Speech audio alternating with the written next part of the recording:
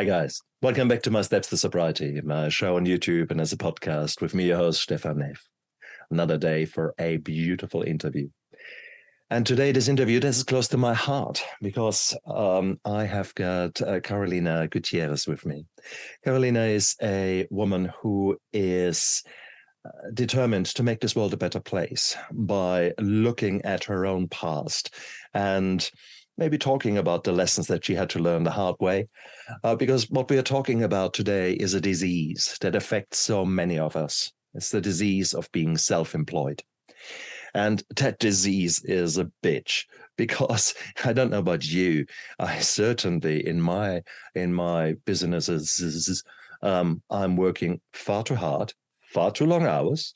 That work-life balance thing, yeah, about that.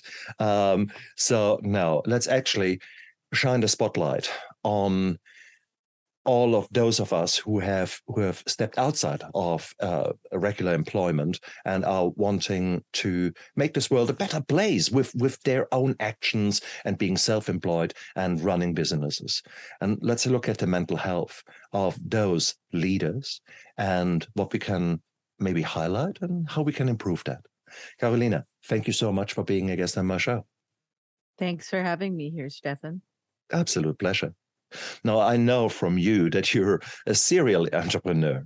So you didn't learn the message the first time, did you? Nah, you just kept going. I'm a glutton for punishment, that's for sure. Isn't it? When was your first, how old were you when your first business came about? I was 12. Yes, that's right. What was it? Lemonade? No, it was walking kids back and forth to school. Cool. So and then from there I went to babysitting. I sold chocolate in high school to high school students. Yeah. I've had quite an interesting start to entrepreneurship. And good on you. What drove you? Why did you do that? I'd like to give you a noble answer and say that I wanted to improve stuff or that I saw a gap. But it was just something that I was just like, hey, there's no one doing this. Why I should do this? But it really was self-serving at the time. It was nothing as altruistic as what I'm doing today, but it laid a great foundation for me and I haven't been able to stop since. Absolutely. I mean, and in all fairness, we are probably similar age. I'm giving my age away. You don't have to. I'm 56. So when I grew up in Germany, I grew up younger, just a little younger. Okay, fair call. I wanted you to say, no, you don't look like that. That is the wrong answer. I'm kidding. When I grew up in Germany, I come from poor working class family. You work, and you often work more than a job. Absolutely. And you work hard. And that was instilled in me, and that was normal. So from the word, I mean, as soon as I could, I was working in Bunnings, stacking wood, or in a kind of what is the American equivalent? Any kind of hardware shop, basically, hardware shop, stacking wood and putting things together. So that was normal. And therefore, that was ingrained in me. You work hard, and then thereafter, you maybe can play hard. How was that with you? Absolutely. Same, very similar story. If we're looking at when I first started working, I was probably about 5 or 6. Because my mother would have part-time jobs that I would be dragged along with her, right? I was an unwilling participant. Yeah, exactly. that taught me work ethic, that taught me that life isn't 9 to 5. That taught me that if you want to better yourself, you're gonna have to put more effort than the regular person. And also taught me that, work isn't necessarily a set schedule, right? You're willing to shift and change and adapt as needed. And I'm very grateful for that lesson. That's for sure. Absolutely. And that is what makes us successful in our businesses, by actually putting the hard work in. You can't have a business and just sit back on the beach and somehow that business is making you money. That's rubbish. I can't remember who actually quoted that, but when in the 80s, there was a saying around from one really successful person who said, look, I only ever work half days. And he said, then it doesn't matter which 12 hours I work, only half days. And that said a lot. Okay. And the other one that always was ingrained in me, from Monday to Friday, you keep up with the competition. On Saturday and Sunday, you overtake them. Yeah. So these were the principles with which I grew up and which I adhere to and which made me successful. Well, I give you all that. The problem is that attitude, if you cannot put a leash onto that, kills you. Takes over. Absolutely. It runs you roughshod, that's for sure. When was the first time that you felt, whoa, this is going a bit hard? So for me, it was a unique scenario because I'm married to an entrepreneur. So this is my second marriage. My first husband was an entrepreneur as well. And so I really started to see the patterns early on. And I run several businesses very similar to you. I run 3 concurrent businesses right now, full time. And in each of those businesses, I get a unique glimpse into the lives of the entrepreneurs that I'm working with. And I really started to take note that it was probably about 2014 or 2015. I had just started my Business in Order, and I get to see the back end of businesses. We help with process improvement, technology implementation, very technical. But the therapist, the empath, the observer in me never goes away. And I would go into these businesses and we'd help them out in a certain area. And I would just started to see these patterns in people. And I started thinking, you know what? I know that I have this. And it's so obvious that they have it, but no one's talking about this. And you could see the pain. You could see the consequences of that hustle culture and that work ethic that I consider to be very much a double-edged sword. It is what makes us great. It is what makes us different. It is what allows us to stand out from the crowd, but it is also what can take us out. There's a high price that we pay for walking that line. Absolutely.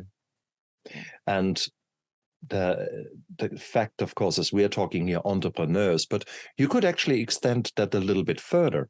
If you look at a farmer who is, responsible for his land, he is nothing else than an entrepreneur. So let's not be silly here and focus only on service industry or something like that. No, absolutely not. Exactly. So everyone out there who is trying to earn a living through either providing a service or producing things on his own, with his own hands or with his own energy, that is what we're talking about. Yeah. Whoever bears the responsibility at the end of the day of everything, really, right? Whether you eat, Indeed. whether you have clients, whether you respond, whether you don't respond, Exactly. When you're employed, that's your very tunnel vision in what it is that your employees, your duties are, and what you're reciprocated for performing that. In entrepreneurship, you don't have that, right? So that level of uncertainty that drives everything that you do is something that not a lot of people are equipped to handle. If you look back at your own experience, were there any mentors around when you started off? So I would say that my mother was a huge mentor for hard work, but my grandfather was a rancher. My grandfather owned land, had cattle. He was a cattle farmer. He had staff, and so that mindset of being responsible at the end of the day for what's around you and the circumstances that you decide to take on, and that uncertainty, that was definitely modeled. And on my father's side, the same thing. They were entrepreneurs as well. They owned I didn't know my father well, but they owned a shoe chain store. And so I think it runs in my blood for sure. Like, I look back and it's like, yeah, my ancestors are here. They're watching, they're guiding every step that I take in regards to this, because they have the experience as well. Excellent. Okay. Now it is, nowadays I'm finally coming around to putting my pride a bit to the side and actually saying, why do you have to try it all yourself? Why do you have to try it all? Why do you have to always do it the hard way and make the mistakes yourself? So it's only nowadays that I seek closeness and buy time from coaches and from people who hold me accountable, but also provide me with the support and provide me with maybe ways out of situations that I'm not aware of, or I had not been aware and of. that you're self-creating sometimes, right? All those kind of things are hard. I mean, you always try to think, I am it. And I think the higher you are, the more lonesome you make yourself. Oh, absolutely. Did you experience that in your life? Yes, definitely. So just going back to the point before that, I think that entrepreneurs have to suffer. I always say they have to suffer from 2 diseases in order to become entrepreneurs. But as soon as they start the journey of entrepreneurship, they need to get help for those diseases. And the first one is, I can do it all. You absolutely cannot. Let's just burst that bubble right now. And I can do it better, right? And the reality is that we have to be convinced of those 2 things in order to dare to leap and to do it ourselves and to do it differently, because there's such a high rate of failure. It's something like 96, 97% of all new businesses fail. So we really have to be delusional in order to start this journey. But as soon as we start it, we need to start to surround ourselves with the support systems that can eventually lead to our success. And when I say success, I mean success in all ways, not just monetary or reputation, but in, life happiness and, those support systems that surround you. Loneliness is probably the number 1 complaint that I hear from clients that I bring out in them, I should say, because they won't talk about it, but I'll say, this is kind of lonely, isn't it? And they're like, oh my God, is it ever? Right. So it's kind of this secret that everybody acknowledges, but that, people just kind of suffer in silence about it. And, loneliness can lead to a lot of different other effects in our lives if we look at it, as the human condition and the effects that has. So, it's something that you have to kind of create a system around so that doesn't consume you. And also it doesn't take you out, because loneliness means that you're not bouncing ideas off of a person. You're living in this bubble and you get no external input to what it is that you're doing. And when you're responsible for hundreds or thousands of decisions a day, which entrepreneurs absolutely are, from the color of the pencils that you're buying to how you're going to disperse that money that you've all of a sudden received that you've been waiting for 2 months, those micro decisions really weigh on you. And if you don't have, someone else around to, like you said, that support system of coaches and other people that kind of really give you a shift in perspective, then you're drowning. And that's actually so easy to happen. I worked well this week. I did a lot of good things. Today is Saturday, and I had a few things. I've got 2 lovely guests. You're one of them here today. And yet in my background, there is an anxiety today that makes it very hard for me to do even the mildest decisions, the smallest things. Shall I buy carrots or apples kind of thing? And there is this it's a strange sensation that comes sometimes over me that makes everything just so bloody hard. Have you got that?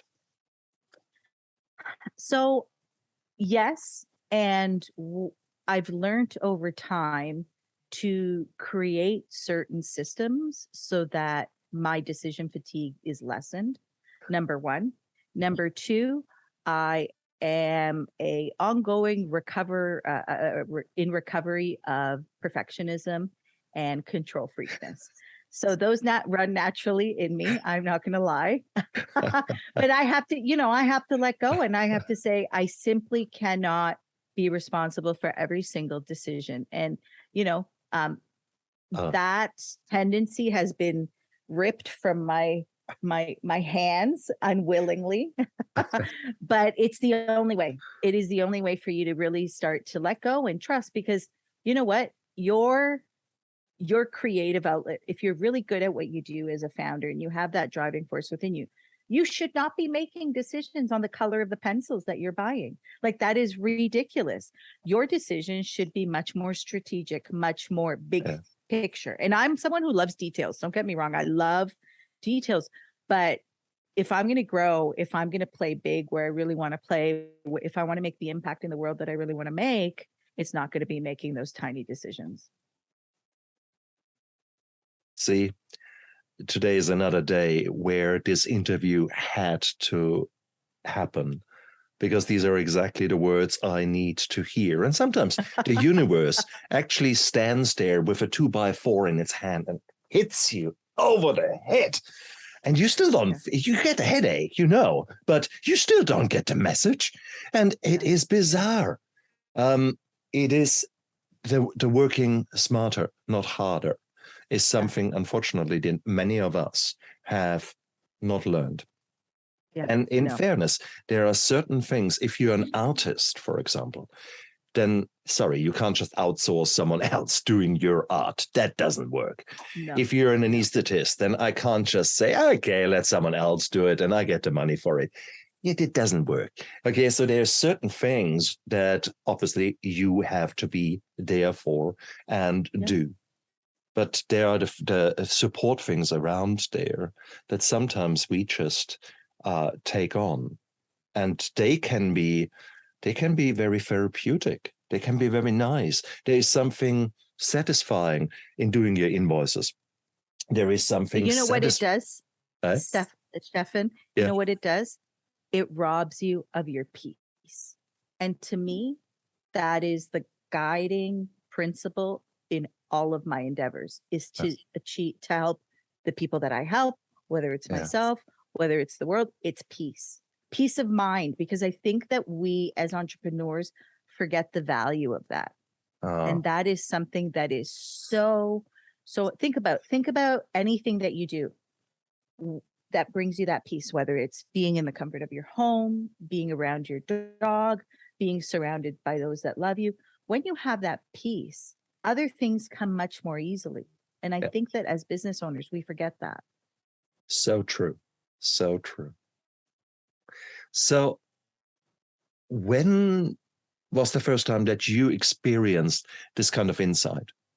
What were the kind of the triggers, the catalysts that made you actually say, hang on?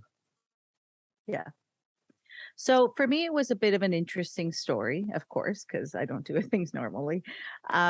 So for me, part of my story was I had an original business that went bankrupt because I didn't prepare properly.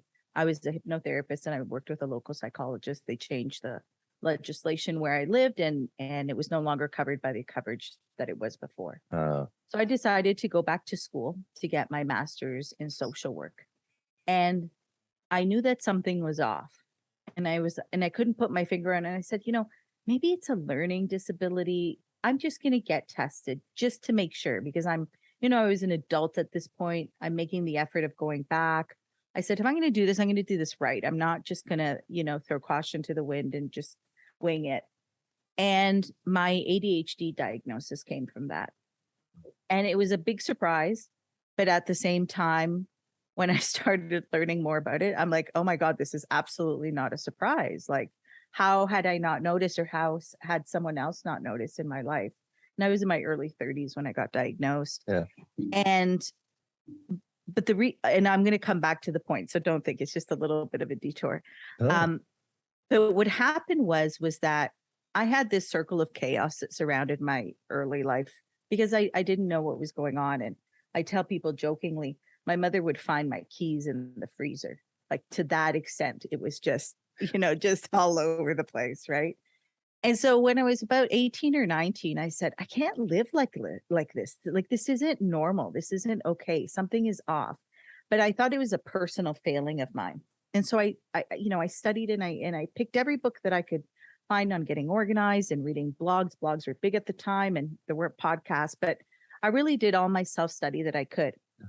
Well, lo and behold comes this diagnosis, and I was like, oh, okay. So it gave me this new perspective, and I was able to pair that with all of this knowledge that I had acquired beforehand.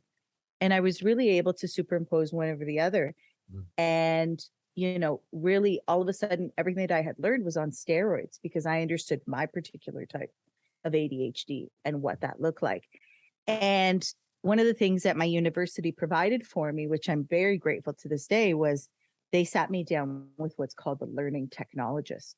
And she teaches you the technology that's specific for your ADHD. And tech is my love language, I tell people. So I'm like, you're speaking my language.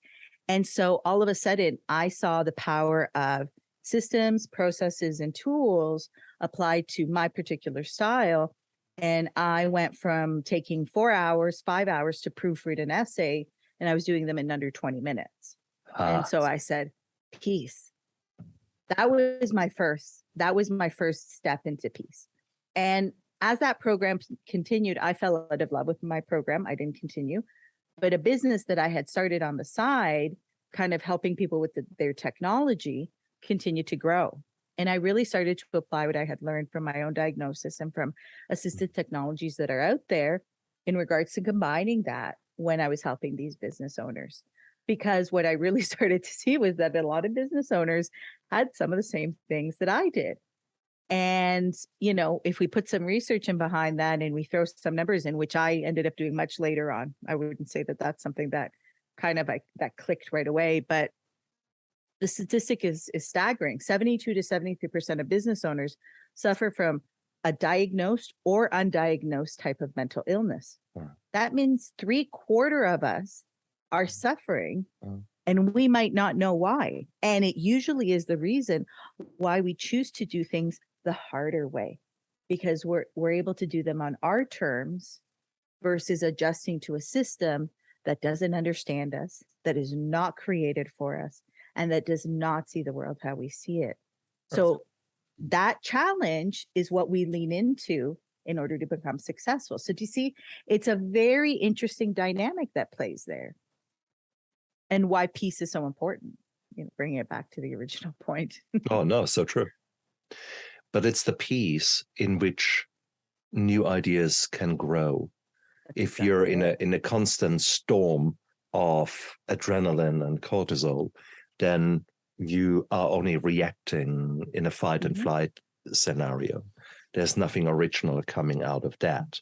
You're basically like an animal, more or less, working on those instincts, etc. And sometimes the instincts can be very good. And sometimes there's time to be in chaos. But if you're there all the time, then it's probably a bit more likely that you're going to lose yourself. Both Absolutely.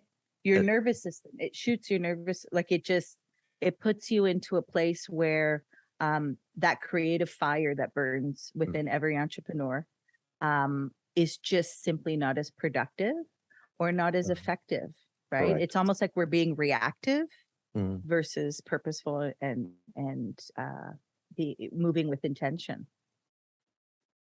That's a very, very wise point. And it's so hard. I mean, why are we so stuck with us having to do it all ourselves?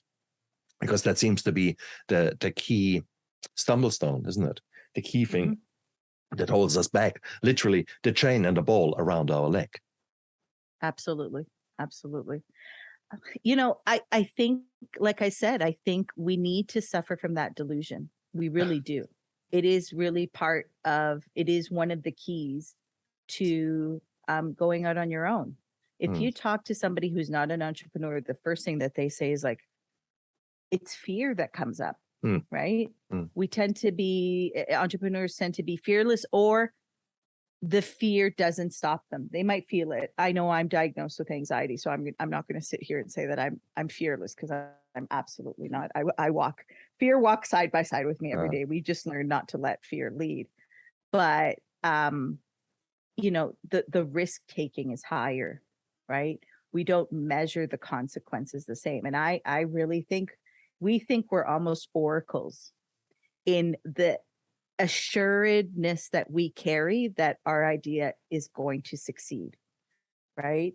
But it's just not letting ourselves get in the way of that success. I give clients the example all the time, and you were bringing this up earlier.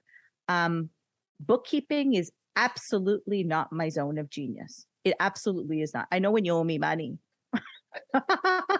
And I think that's all I need to know. I lovingly and willingly pay someone to count my beans for me and make sure that, we're notifying the accountant correctly.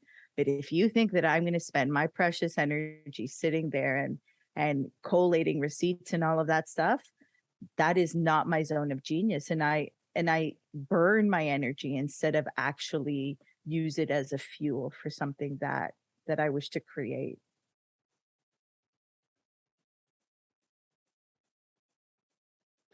Hard words for me to swallow because I'm guilty as charged here. As I said, Wow. there was a universe there waiting, ready to deliver you in front of me in an open setting where I can't run away, for crying out loud. Okay. Providence has an interesting way, right, of showing up in our life. Being held accountable, kind of a thing, and having the mirror in front of your face is not necessarily a nice experience, but it's an experience that we all need to have. And that's where groups come in, and finding your own tribe comes in. It is, as mentioned before, I've only really within the last 2 years joined certain groups, leadership groups that hold me accountable, and I hold them accountable from where they are. And it is beautiful. It's scary. I hate it. I love it. It's all of the above. But I mean, this is something where we can actually help each other and go out there, make this a better world. And you have essentially done exactly the same thing.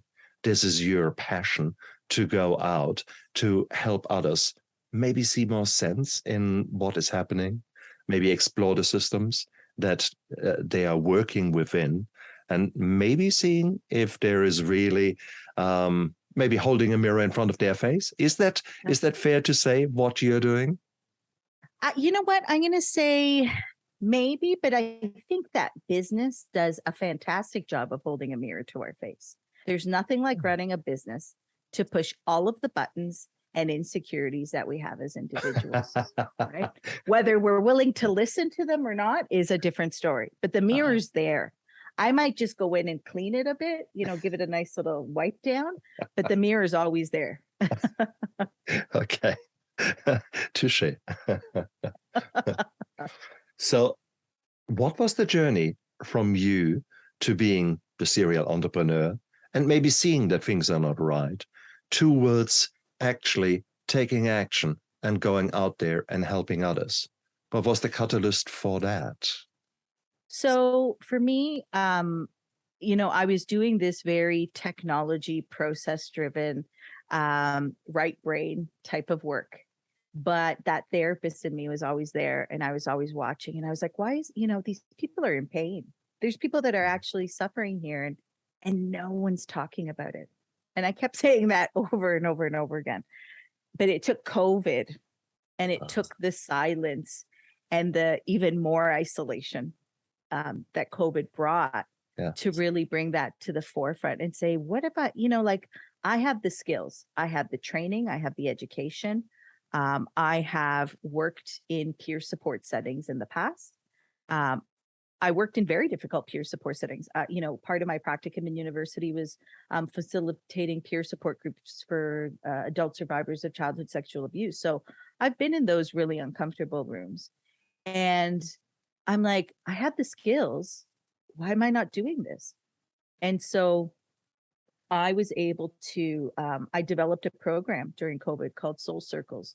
And it's a specifically designed program to address the emotional impact that entrepreneurship brings into our lives. So it's only for founders, it's only for entrepreneurs, and it's run by entrepreneurs. So you're not sitting there with somebody in a chair saying, you should do this, or no, you're sitting there talking to people that are living your reality, and you are hearing your own story come out of their mouth. Because entrepreneurs, we require that respect, right? Like we're unfortunately, a lot of us tend to be students of the school of hard learning. I know I'm a member, and I wish that I wasn't, but I still go back every once in a while. Yep. And so we don't give respect very easy when it comes to, taking advice, right? These masterminds that you were talking about, or these groups, are they with other entrepreneurs? That is correct. Yeah. With people who are going out. And that's why we value them, right? That is correct. Yeah. And so to see, sorry, ladies first. No. Okay. So the only difference in my group, in that mastermind, is that we don't talk about business.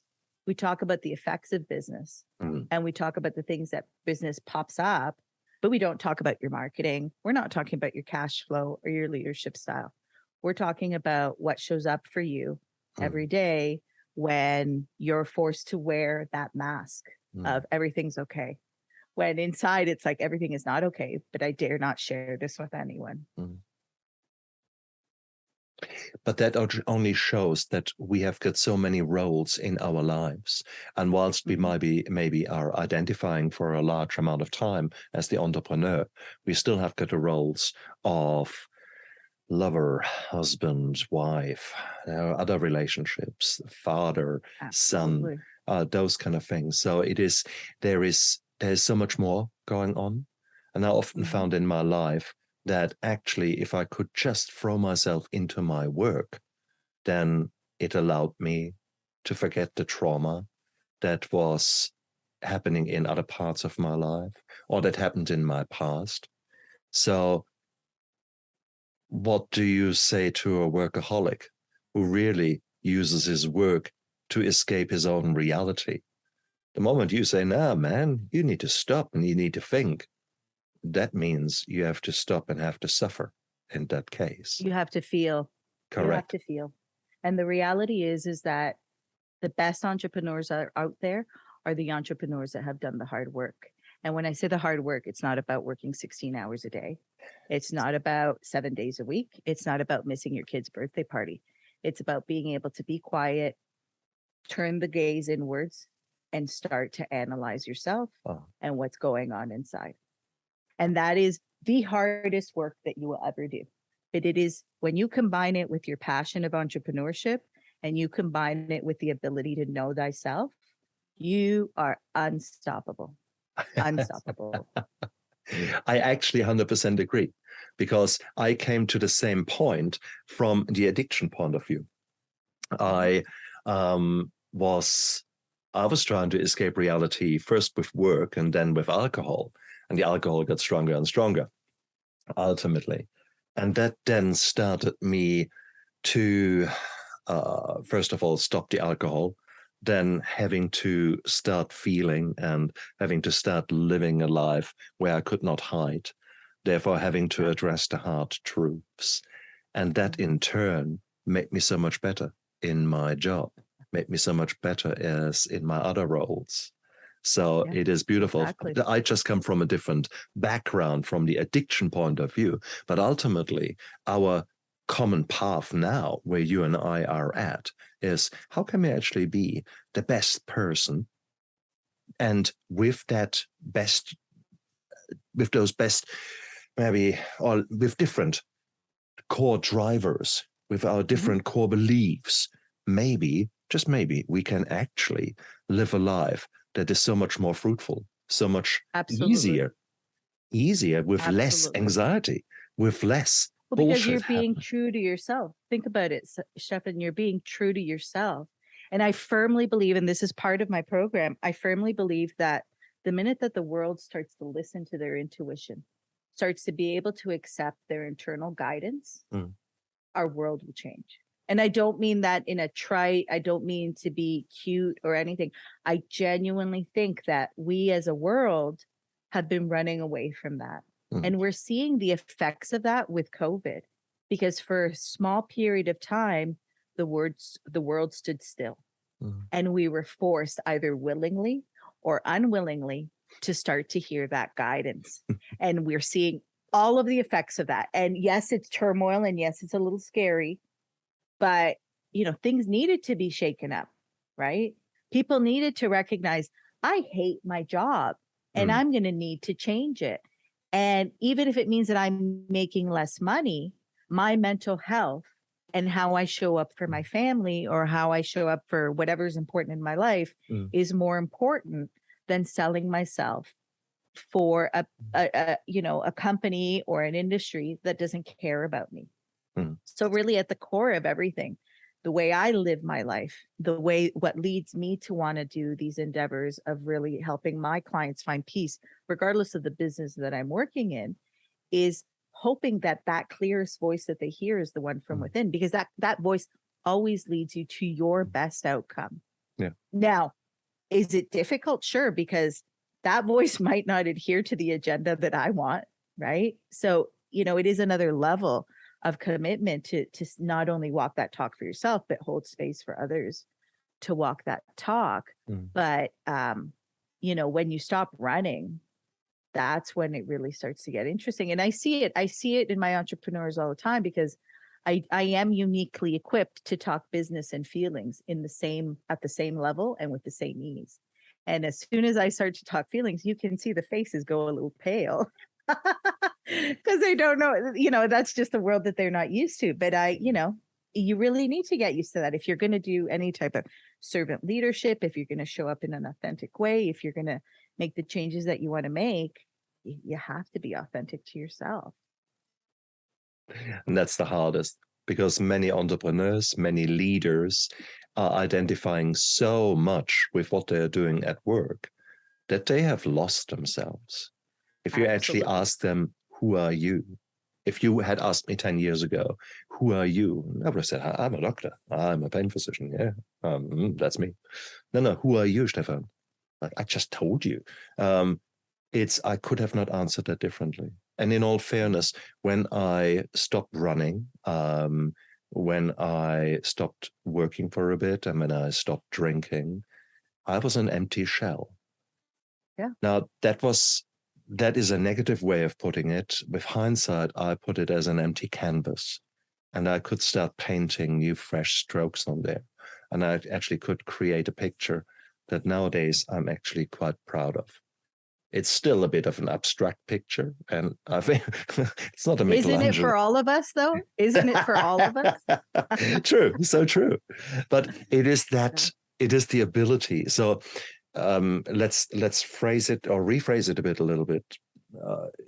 You might come to a point where you just want to throw it all in, and you might hit the burnout button, and the white towel is just about falling, and you're about to give up your business, etc.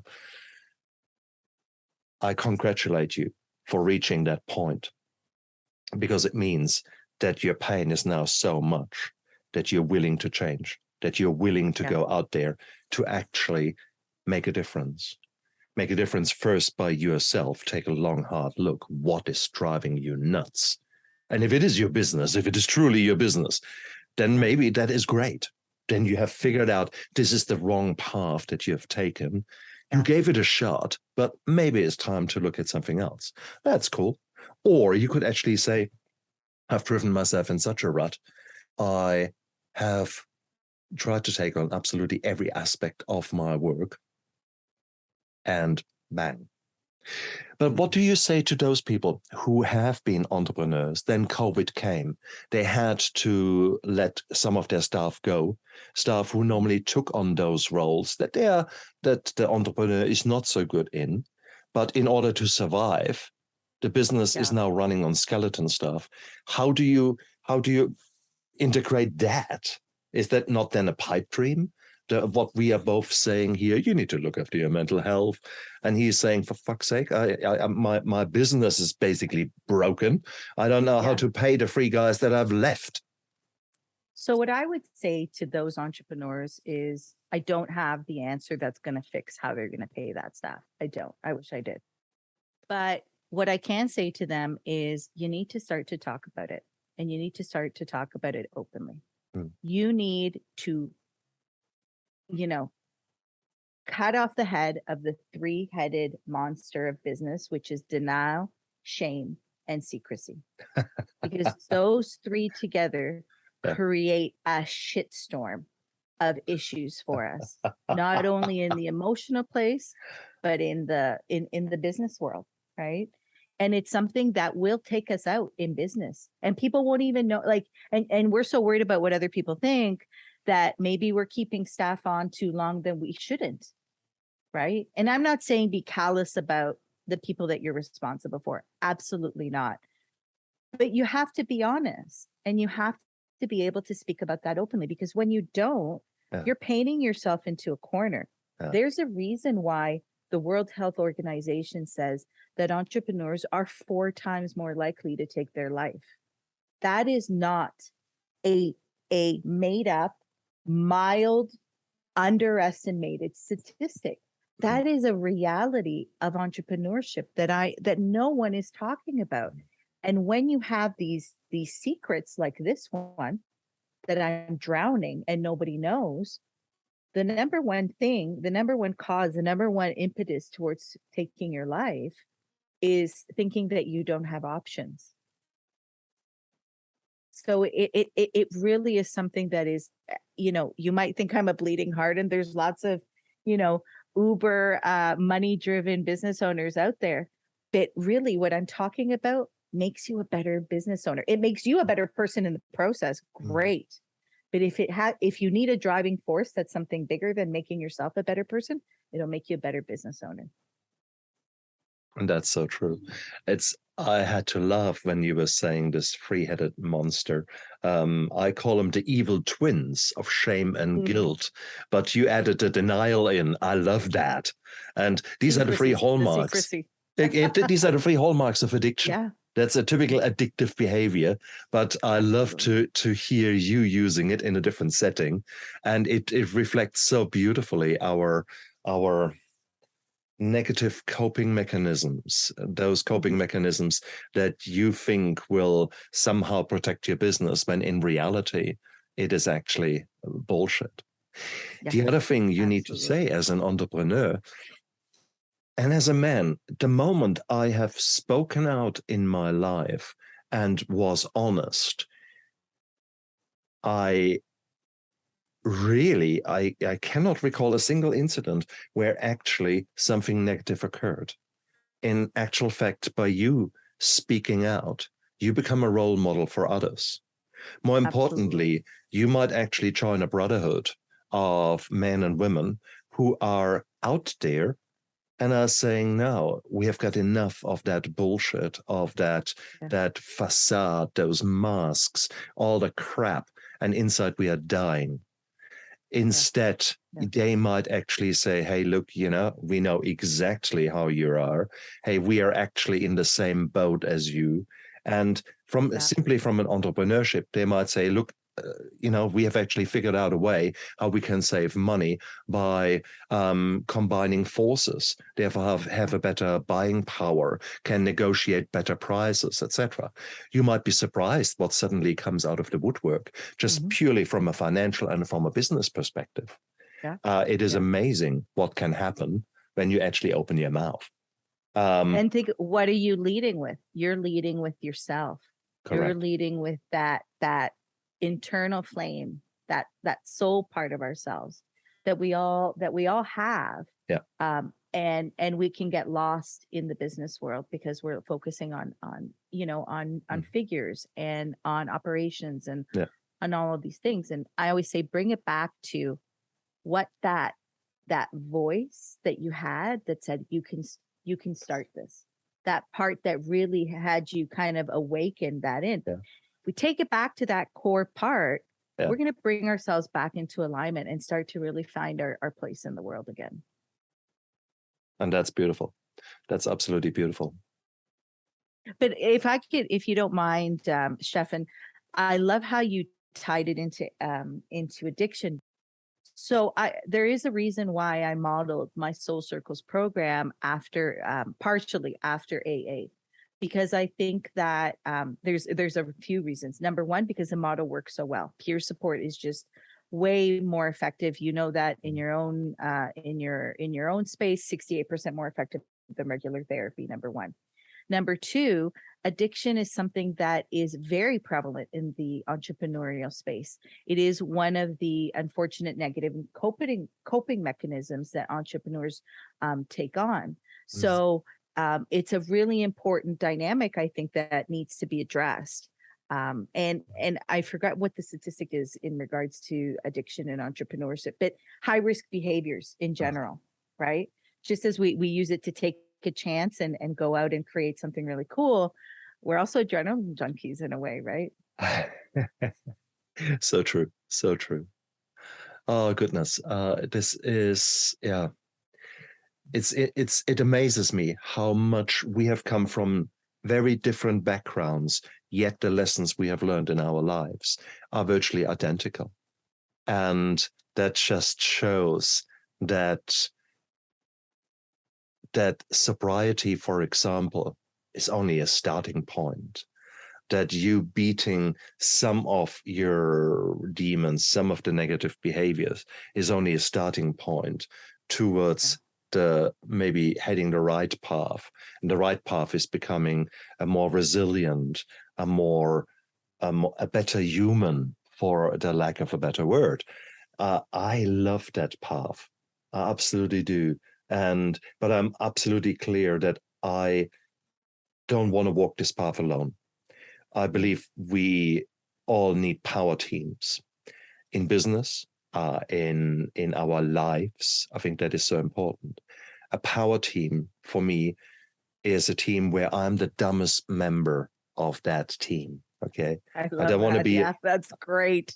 I don't want to be the leader in that team because that doesn't give me anything. No, I want to be the dumbest guy, the newbie, so to speak. And I think if we start from that expectation that we're happy to be the newbie who is making mistakes, but who can openly talk about them, and instead of having learned the lessons from their own mistakes, maybe get guided through a series of steps that fast track and speed up our path to success.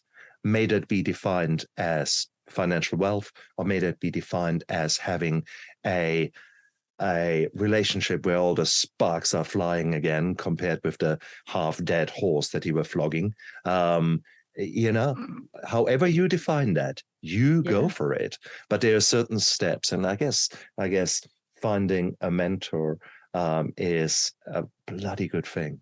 So if people actually think, hey, this Carolina, she really got her shit together, how can they find? No, please don't. No, I absolutely don't.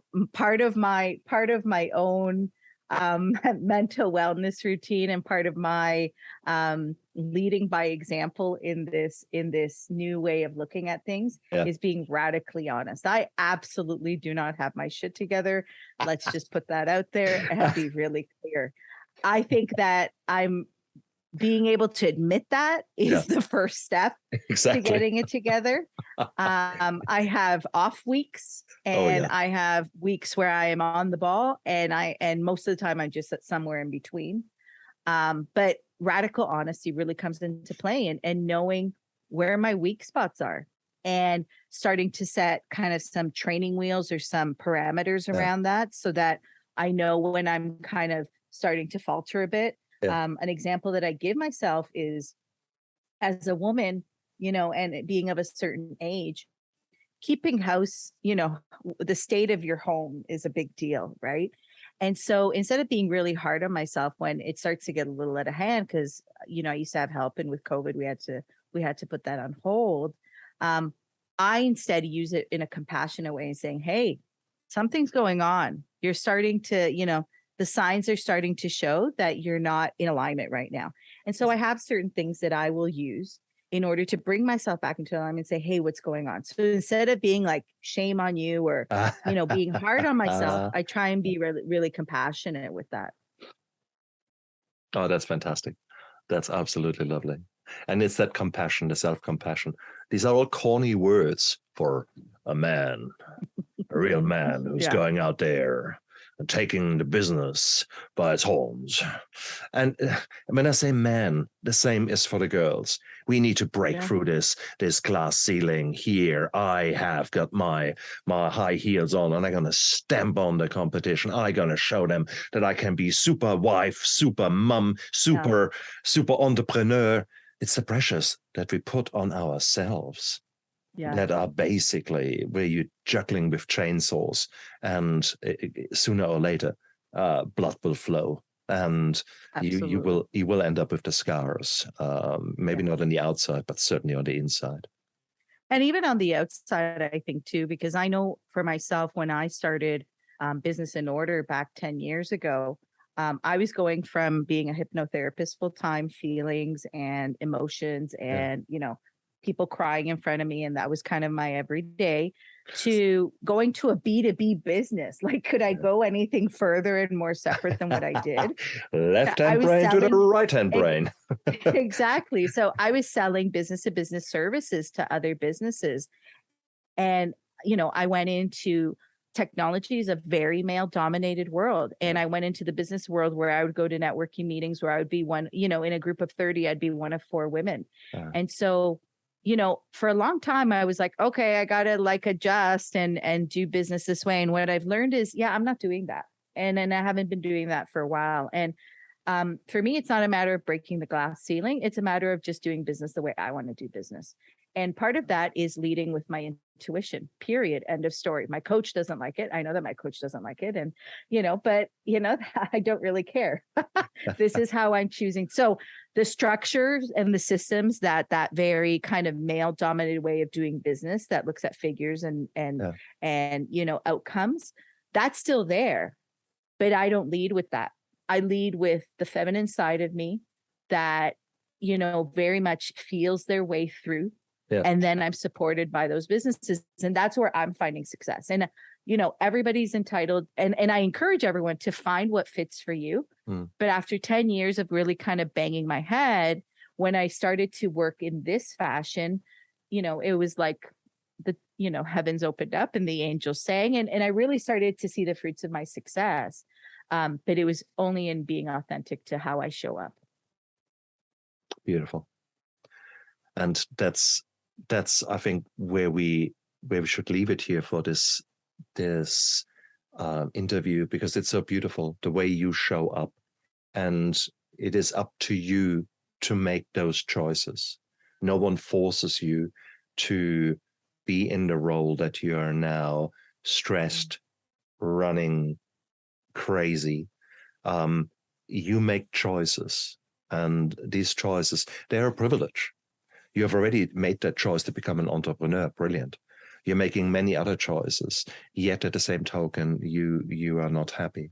So time to stand back, time to see maybe it is time to get in touch with someone like Carolina Gutierrez to actually have a chat and actually see, where are we going here? Is that really the way I want to run the next 5 years? And what is the outcome of that? What are the costs of that for me?